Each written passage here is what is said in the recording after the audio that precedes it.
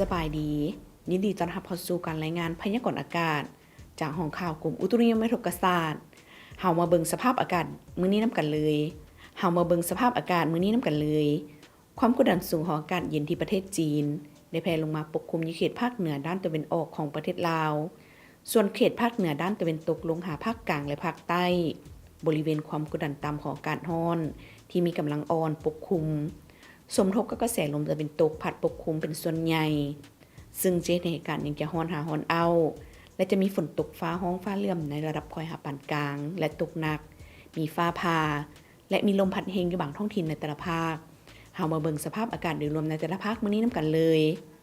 ภาคเหนือด้านตะวันออกจะมีฝนตกฟ้าร้องฟ้าเหลื่อมในระดับค่อยหาปานกลางอยู่ทั่วไปและตกหนักเพราะมีลมพัดแรงอยู่บางท้องถิ่นแขวงพงศลีหัวพันและเสียงขวางเนื้อที่การปกคลุมของฝนเท่ากับ60 อุณหภูมิในระหว่าง 14-34 องศาภาคเหนือด้านตะวันตกอากาศร้อนเอาและจะมีฝนตกฟ้าร้องฟ้าเหลื่อมในระดับค่อยหาปานกลางเพราะมีลมพัดแรงอยู่บางท้องถิ่นเนื้อที่การปกคลุมของฝนเท่ากับ50 อุณหภูมิในระหว่าง 21-38 องศาที่นครหลวงเวียงจันทร์อากาศร้อนจะมีฝนตกฟ้าร้องฟ้าเหลื่อมในระดับค่อยหาปานกลางและตกหนักเพราะมีลมพัดแรงอยู่เกือบทั่วไปเนื้อที่การปกคลุมของฝนเท่ากับ60 อุณหภูมิในระหว่าง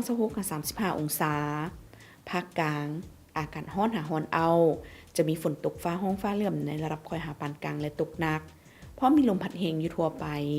เนื้อที่การปกคลุมของฝนเท่ากับ60 อุณหภูมิในระหว่าง 22-36 องศา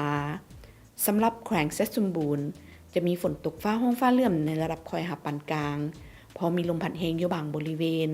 เนื้อที่การปกคลุมของฝนเท่ากับ40 อุณหภูมิในระหว่าง 18-33 องศาภาคใต้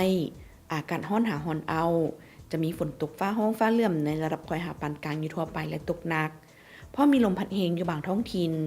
เนื้อที่การปกคลุมของฝนเท่ากับ60 อุณหภูมิในระหว่าง 18-34 องศาสำหรับเขตภูเพียงบริเวณอากาศเย็นพร้อมจะมีฝนตกฟ้าร้องฟ้าเหลื่อมในระดับค่อยหาปานกลางและจะมีลมพัดแรงเป็นบางโอกาสเนื้อที่การปกคลุมของฝนเท่ากับ40 อุณหภูมิในระหว่าง 16-28 องศารายงานฝุ่นละอองขนาดน้อย PM 2.5 เช้ามื้อนี้ที่แขวงพงศลีเมืองบุ่นใต้บ้านพลทองแท็กได้ 64.9 ไมครอน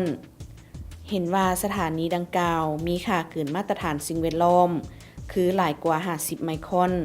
ซึ่งมีผลกระทบต่อสุขภาพจึงขอแจ้งมายังประชาชนบรรดาเผ่าที่อยู่เขตดังกล่าวรักษาสุขภาพใส่ผ้าปิดปากและหลีกเลี่ยงเฮ็ดกิจกรรมกลางแจ้งถ้าบ่จำเป็น